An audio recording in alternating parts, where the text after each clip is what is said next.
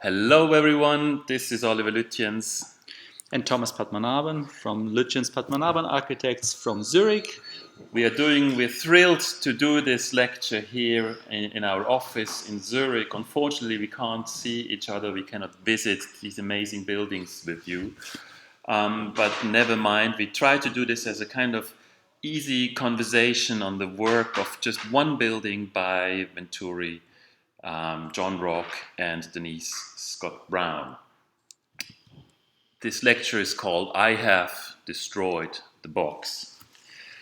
And we want to talk about a building that's on the beach, because we'd love to be on the beach now, and you all would have loved to be on a Porto beach, enjoying the Caesar's architecture, the sun, the good food. And they're in Philadelphia. I know they are in Philadelphia, but are they online? They're all online. Now they're all online, yes. Yeah, but the lecture would have been in Philadelphia. Would have been. So we have two layers of reality here overlapping and peeling off. Yes. That's interesting. It's very interesting. And the good thing is we're speaking about a house that is not at the same position than it used to be. It's actually got moved. It lost its context and the reality it was built in. And therefore, we thought that's the perfect example to do this in this strange coronavirus lockdown situation. You can start if you want. Yes, it is by Denise Scott Brown, John Rock, and Robert Venturi, and they are in this building. We want to talk about this building because two realities of their practice meet in this building: the classical reality of architecture with a big A. You can see it. This is a picture of the young Robert Venturi on the Acropolis in Athens.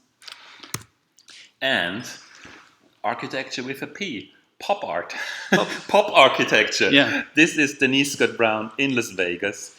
As you might know, Robert Venturi studied at Princeton University and had a quite classical education. He worked for Eero Saarinen and Luke Kahn, whereas Denise Scott Brown was born in South Africa. She's in London, no? Studies in Johannesburg, and then she goes to the AA in London. At the time, the Smithsons were there, and I think this idea of as found, and she was an urban planner at first, and then later studied architecture. But she was used to look at things and to take in what's around, no? Yeah, and embrace reality. And so these two layers of looking for layers of almost historic classical architecture and embracing reality comes together in that building we want to talk about, which is the beach house in the lovely town called Loveladies in New Jersey. It was designed and built between 1967 and 69. This is actually the moment where I think the trajectory of this office is changing, because in 1968, Bob and Denise went to Las Vegas with their Yale students to look at Las Vegas. And so this is the moment they building a house at the same time. And as you can see, it's actually on a dune, I think, in this beach town, which is newly constructed. It's all vacation homes. You can see that this house is in a context where buildings are built fast and cheap. They're made out of wood, wood construction, wooden cladding, asbestos shingles.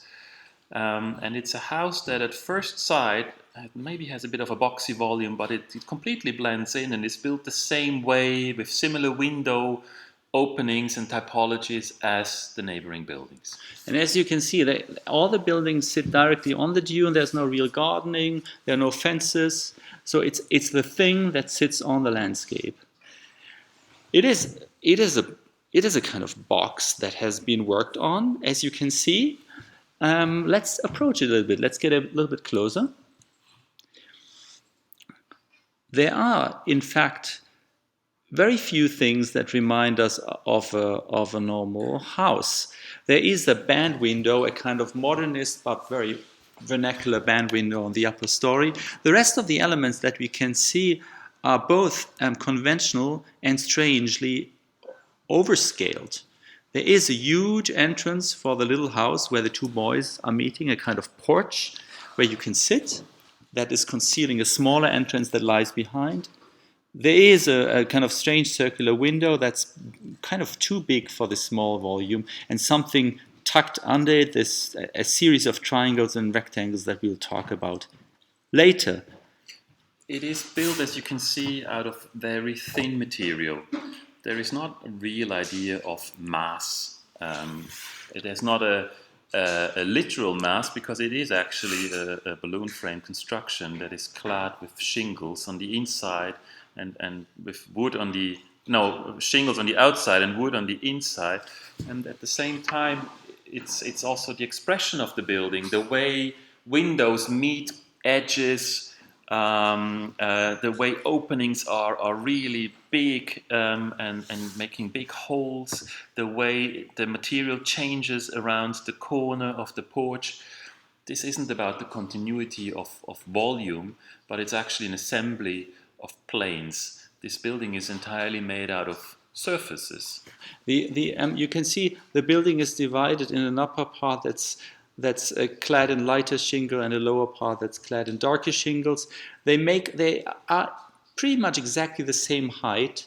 So at first sight, one might assume that the lower part is a kind of base for the building, a lower story base.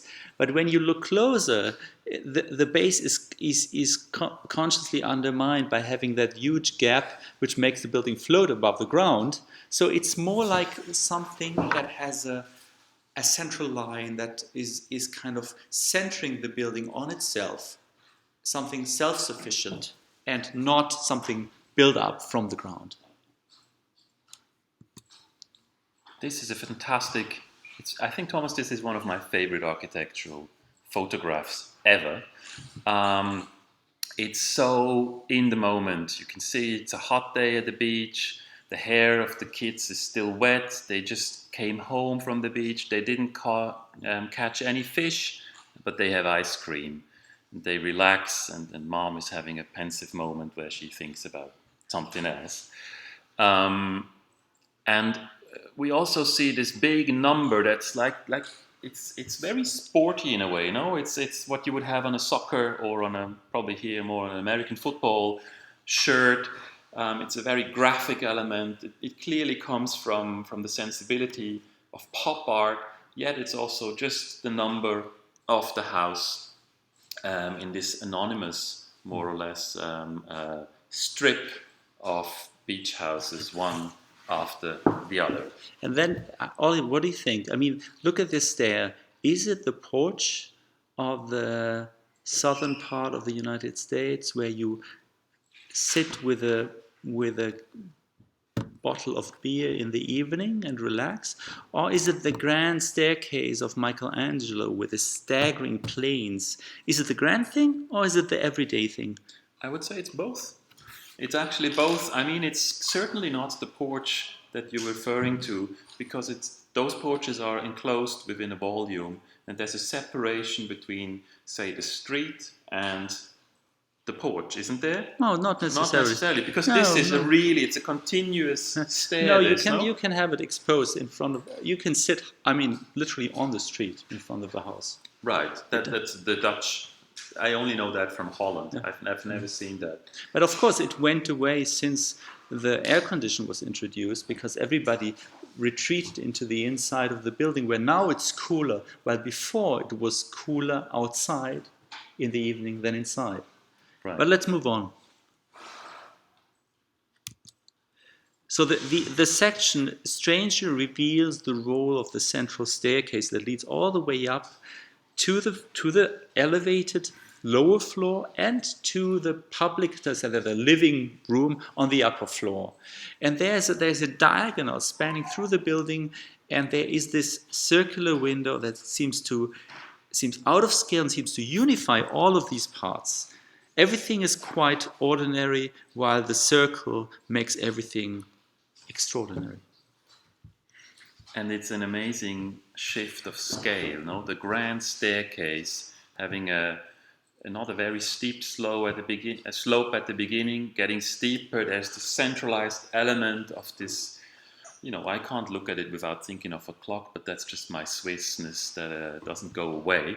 But when you then look, there's another stair, and I think that's in this drawing. It's so lovely because you can't really see it in plan. But there's a stair below the big stair, and there seems to be a little bench, and those wooden planks that make a barrier to the outside space. So it seems like a changing room, no, where you can directly go inside the bathroom and out. So it has both. It has something which you could call representational, even though this is a beach house, and this directness of having no garden, but directly coming from the beach into your house and going up to the living room, which is very informal in a way. But then there's another element which is even more informal, maybe just for the kids to sneak out or sneak back in with in a way feet.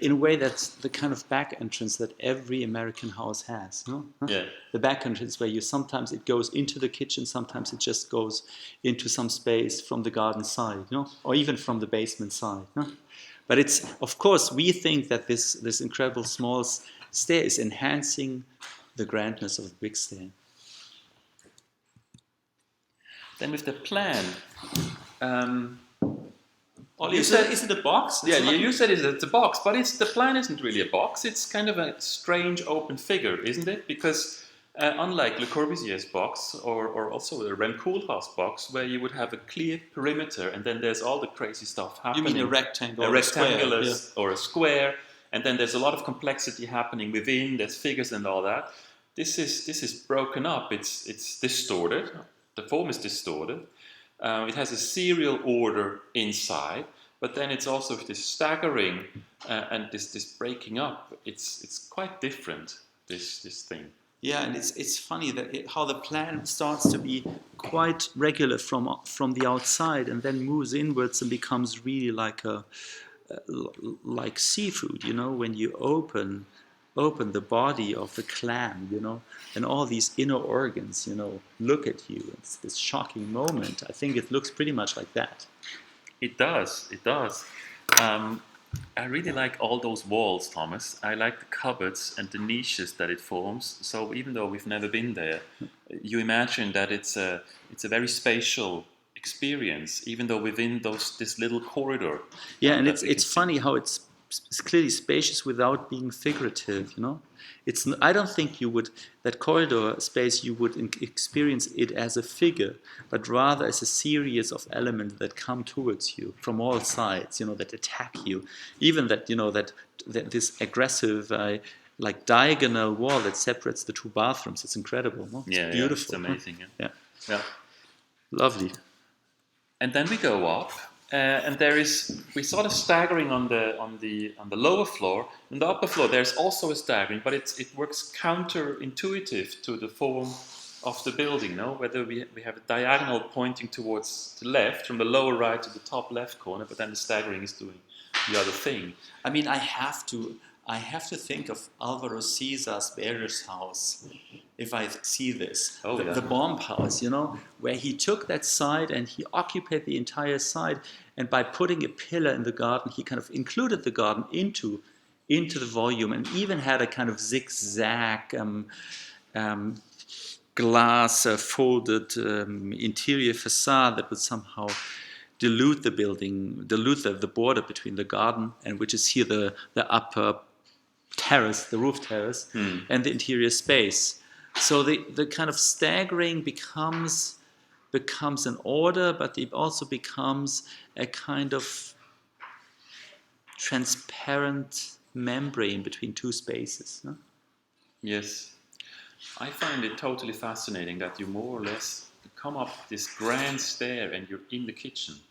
Yeah. Right? I mean, there's rural typologies here where you would enter a country house or a farmhouse through the kitchen. And you said that in the US there's similar typologies. Mm-hmm. No? And of course space is tight here. So you do that. But it's still, I find it fascinating. I would be curious to see how tight this actually feels. And then you turn around and you have this space opening up again. What I would like to see if we would ever visit, I mean, what I like about the zigzag separation between the terrace and the interior space is that it essentially looks the same from both sides. Yes, yes. It's really nice, Yes. because usually when you're inside a building, you're looking outside, you have a certain experience, and while when you're outside, you're looking inside, it's another one. And here, both have the character of interior spaces, in a way, and the form makes it, identical. It's like one of these words that you can read in both directions, and they mean the same, Like Hannah. Hannah. Not Banna, but Hannah. Hannah. Okay. Right. Then, oh yes, and there is this amazing circular window, which is way too big for the inside spaces, isn't it? It's even cut off at the top. No, it's not cut off. There's the ceiling is cut off to make it fit. But The ceiling is lower. Is it complete at the top? Let's look at the elevation later. I'm not even sure it's complete. I'm not sure either. Yeah. But as you can see, there is still an extra space, a niche in the ceiling to make it happen. And we said that it has this incredible graphic quality, and it reminded me of a clock, which here I don't see the clock anymore, but I see it's composed out of lines. And one line is actually spatial. It's a diagonal beam. It's like a drawing in space. Yeah? Yes. But everything, like also the balustrade, how it goes down again, how it then makes a niche for a sofa. I think this is the only built-in furniture that the house has, is the sofa that we see. Do you think he needed the diagonal, or was it a device to link the space to the window? I don't think he needed it. I can't believe. No, it's way too thin to be like a real structural element. Yes, I think it's a purely architectural element. Yes. But I think for me this circle is also something. I mean, the circle has this uncanny quality of not integrating itself with anything because it's so absolute, both in plan and in elevation. And so what it does is something. It imposes its own scale onto another scale. Yes. A bigger scale. So it's almost like monumentalizing the small house. And I have to think of kind of the idea of the monumental order. When you in pre-modern architecture, when you decided not to accept the scale of the different stories of a building, but you would rather introduce a totality of scale. For example, with pillars or columns spanning all the height of the entire building. I think that's what he does here, with means of geometry and drawing, and with a kind of set of instruments that come from a different sensibility that's maybe more pop or op. Yes, I mean I think they called it the radio loudspeaker window, didn't they? That's possible. I mean, these old radios, they have kind of quite crazy loudspeakers that and I really also like this image a lot, because you see this car and you can imagine there's music coming out of the car, or there's music in the street, beach life, it's a bit noisy, and you look from the turning point on the stair from the kitchen, you also have this incredible generous view and special view down back on the street. So it's really also about taking things in and not just addressing the outside. But I had this with Job Flores and Stephen Bates, this conversation about the inhabited window. Yes. And Stephen said the city needs the inhabited window, more or less, no? But this is not an inhabited window. This is a clear architectural window that makes a transition from inside outside. Right. But it has its scale and its function. It's not about inhabitation. No, I think it's about introducing the totality of the space also to the interior, because it's breaking up the kind of boxiness of different floors and stories. Other architects would maybe create a gigantic atrium, or double height spaces, Yes. and waste a lot of square footage. But all he does, is he uses the existing space that he needs for the staircase, which it couldn't be much smaller, and he adds a window to it to give another meaning to it. It's incredible. Yeah. The economy of this operation is fascinating. Yeah. And then there's something about the furniture here that is really strange. I think because you've been to beach houses in the US, you have to explain me this furniture because I don't get it. I have. I mean, it's my personal theory about this beach house furniture. But I've been to beach houses of friends, and these beach houses were wonderful because they were almost anonymous in their beach housiness, in the way they were furnished. They would have all a similar kind of whitish furniture. You would almost have no indication of the owner's presence. They would be like rental houses, While they were clearly, some you could rent, but others would be personal. But obviously, it's the old theme of the villa in the countryside as opposed to the palace in the city.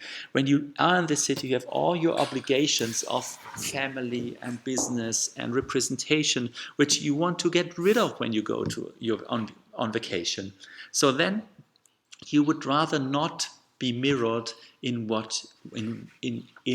the furniture. So this furniture is so perfect, I think, because it's not pretending to be on the same artistic level, like the building, but it's kind of funny. Even the turtle. Have you seen the turtle? Yeah, the turtle is amazing. The turtle is amazing, and I like the composition with the pottery on top of the turtle as well.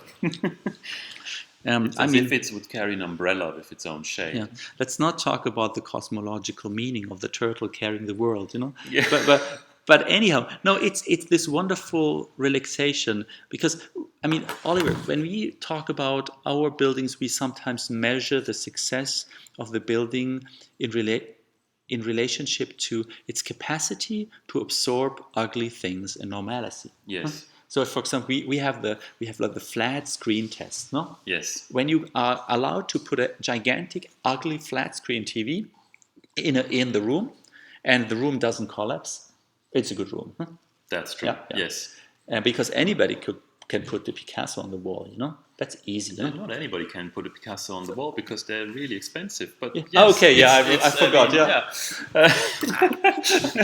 But it's true. It's about the having the capacity to accommodate just the everyday life, without having a clear idea of style of furniture. And that's in a way very American. I mean, now we hear so much about the kind of social tensions coming out from America, but another part of America is the capacity to be generous and hospitable and to break down barriers and to open your house to friends and even just to acquaintances. No? And this kind of hospitality I think, goes into the architecture. Yes. Look, this column, the diagonal column, seems to have a different function here. From the other picture, we had the feeling it's about the connection with its diagonal pointing down, right? But here it seems more to be giving this living room a bit more privacy, a bit of a threshold in between the living room and the radio loudspeaker window, no? Right, because that's fascinating because it's kind of creating the opposite to one of the pillars behind the turtle, right? Yeah, it's connecting. It's kind of standing across from that. Yeah, that's great. So we're back outside. I mean, here we can see again this horizon you described so well, and this floating quality, and how the horizon can kind of take little windows like a necklace. And it also has something really unfinished. No, there's a kind of cutout to the top, but there's also a cutout to the bottom where there's probably kind of a technical or just a little plant room or something. Yeah. It's also the way the radio loudspeaker window, and you're right, it is cut off. Huh? Yeah. It is cut off at the top, and it has this funny base. And base is beautiful. No? Yes. But is it? You were just talking about are we talking about a ruin? Is it a ruin also? or is it incomplete and open? I think, but a ruin is something else. A ruin was once complete, and Yeah. then it's deteriorated, right? And then you can see something that looks maybe the same, but this is designed like that. No, this is No. doesn't try to be a ruin. I would say no. No, but I'm just wondering, in relationship to composition, if you think of composition that is in a perfect, beautiful balance, or where the composition is kind of creating an open figure. No? And for me, this is kind of from that line between the gray and the dark, it's exploding. There's an openness to the bottom and an openness to the top, to exactly. the top. And this, of course, this is composition, but at the same time, it's not overcomposed. There is this line, between the value of the singular element and its composition. Because you, of course, the placement on the right facade, the placement of the larger window is pretty symmetrical under the cut out of the terrace, while the other window is freely placed. So there are these really complex relationships, which are not obvious.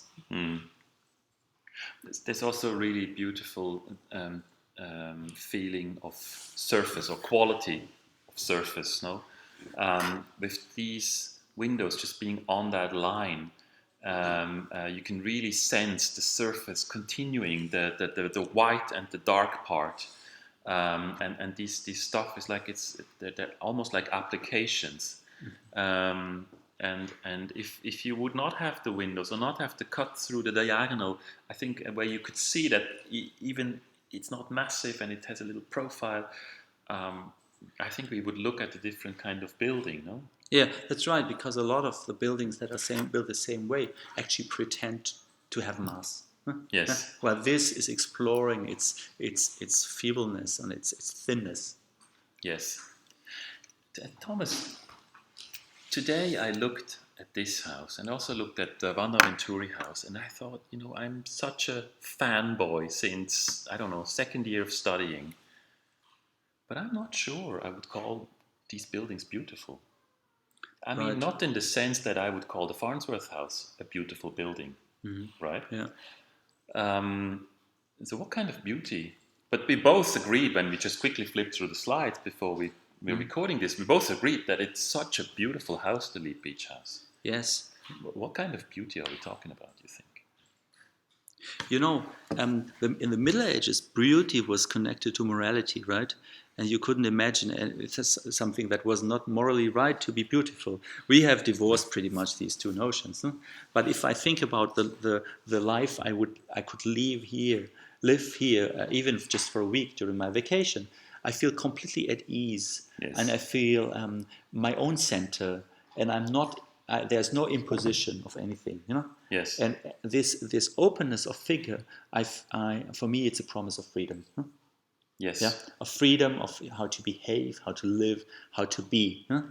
And I think that's really interesting, and I think that is there in the Kahn Venturi house also in detail.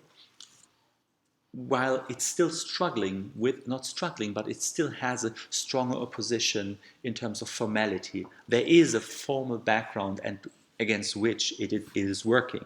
While here, the formal background is really, it's just the kind of rectangular order, no? Yes. It's the order is. If we would both call Mannerist, then the mother's house would be Mannerist in a more obvious way, that the classical things of frontality, centrality, and so on would be undermined in the building. While here, it's really the question where the Mannerist thought starts. Yes. Where does it start? The Mannerist thought. Yeah, because sometimes Mannerism is seen in a way that you have a certain thing that is set up, and then you cut it and you undermine it and you question it, and it's reflecting on about its own nature. It's kind of self-reflection. Yes, but this whole thing about Mannerism, I think it's really hard to grasp, because Mannerism spans over centuries. you can say it started after the Renaissance, but then it kind of never really stopped. And there's for every generation, there's another architect or artist or writer or whatever that you could call Mannerist, And some I think are more obvious, and maybe a bit more boring also because it's so clear. And then others, I don't even know. Of course I could say there's so many contradictory elements in this building that you could call this is a Mannerist architecture. But in the end, I think the tension lies in between that it has all this incredible formal capacity to do all different things together, large scale, normal scale, whatever. It's highly ambitious and as you said, self-reflective, reflecting back to art history. And cheap at the same time. And architecture history, yet it is cheap, it's constructed with ordinary elements, it's in an everyday context, and it's a total everyday house in terms of use and of course people probably hated it because it was weird compared to the others, but its artistic attempt is to be one of the same kind. No, it's this kind of guy that goes to a party and can connect with everybody, even though he's maybe a bit of a freak. But that's why you like him, because he also respects you, no? And you have a conversation with him. And I think that is the beauty that I see in this building. It's like a friend, like our friends. They don't look good in boutiques. They're not on the cover of fashion magazines, But they're guys you really love, no? And I think that's this kind of what happens to me with the work of Bob Venturi and Denise Scott Brown. Well, I think there are other buildings that are more obviously concerned with style that they did. Yes. Yeah, and I think this stands out in a way that it's well, you could say that the circle is a perversion of Kahn's circles, of course, but for the rest, it really avoids references both to modern icons and to pre-modern style, which is quite surprising and interesting. And it doesn't, but at the same time, it doesn't retreat into abstraction, but it pushes forward into figure and expression and so on. Because a lot of the architects here in Switzerland, when they want to avoid direct references to style, that would just move back into on the safe ground of abstraction, yes. to become almost mute in their language, and he does the opposite. Denise and Bob, they do the opposite. Yeah? Yes. Let's move on. Yeah. I mean, we once had this comparison between an Aldo Rossi house and the Venturi Scott Brown house, no? Where we said that Aldo Rossi, he built empty vessels where life moves in and life moves out again, but the empty vessel will always persist. Right. And maybe it's even nicer in the kind of Giorgio de Chirico painting, where it is actually just past noon and the house is empty, no? Aldo Rossi's work. But this building is not like that. No, this is It's nicer with the inhabitants, with the kids playing. Exactly, and it's also really nice in this context. And as most people probably know, the house was sold, and the person buying the lot wanted to build something bigger, and then somebody else bought the house, and it got moved, and is now in a different place. But it's a kind of a strange thing that all of a sudden a house loses its context. Yeah, and I've seen pictures. It now sits on a perfectly manicured lawn of a larger garden, and it looks very strange and out of place. And it's astonishing how this building needs its context. How this is actually not what you would imagine, self-sufficient, and autonomous, but it is so. It needs its context so much, and it's the impression of the building in its new context is so impoverished and so sad. You wouldn't believe. Yes.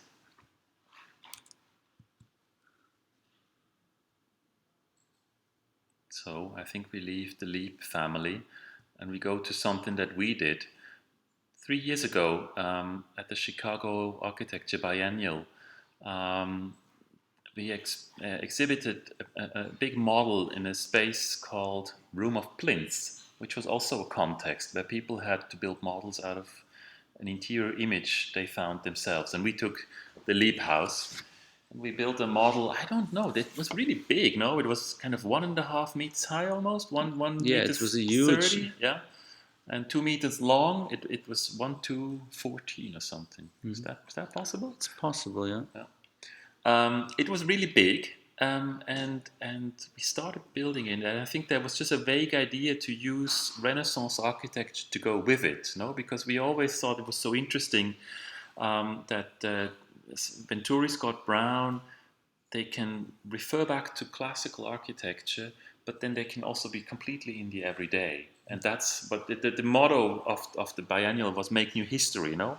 And this is really in a funny way that this goes back to the two initial images we showed you of Denise Scott Brown in Las Vegas and Robert Venturi on the Acropolis, no?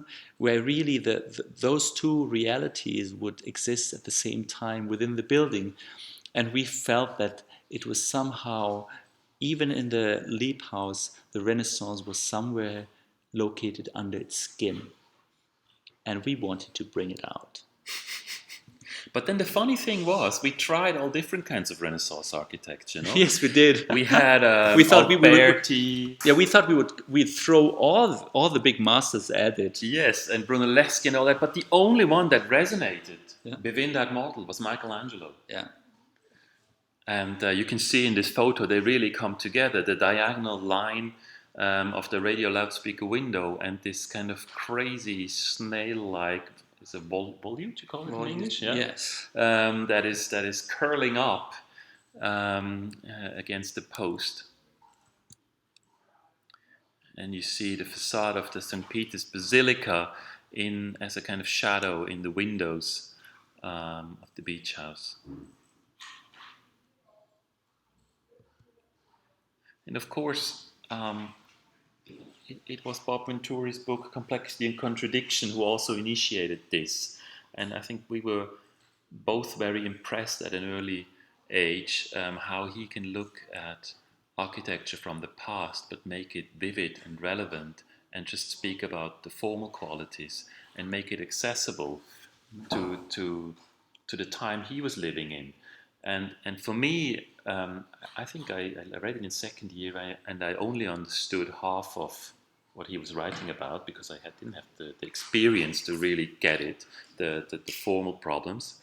But what I found fascinating was the projects that were in the addendum in the back that he built, and there was a clear connection between what you would see from all the references he would show and his own work.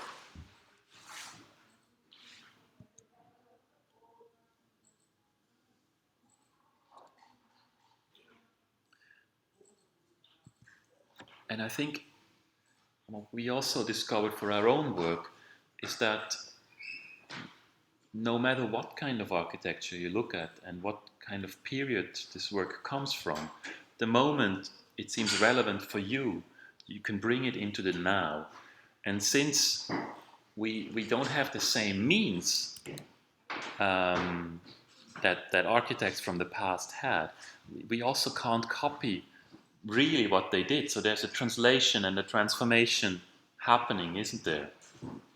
And this idea that architecture ultimately is a language of form where you can still say same things or similar things with the same words but with a different tone. I think this is something we found in the Leap Beach House, where means of expressions have changed, but not necessarily content. Right. Thanks a lot. Thanks, guys. See you soon. Enjoy your summer school wherever you are, and let us know what you think. Yes, that's the first lecture podcast we do where there's no feedback, no? Yeah, right. We send it out into the orbit and let's see what happens. Exactly. So, bye. Bye-bye.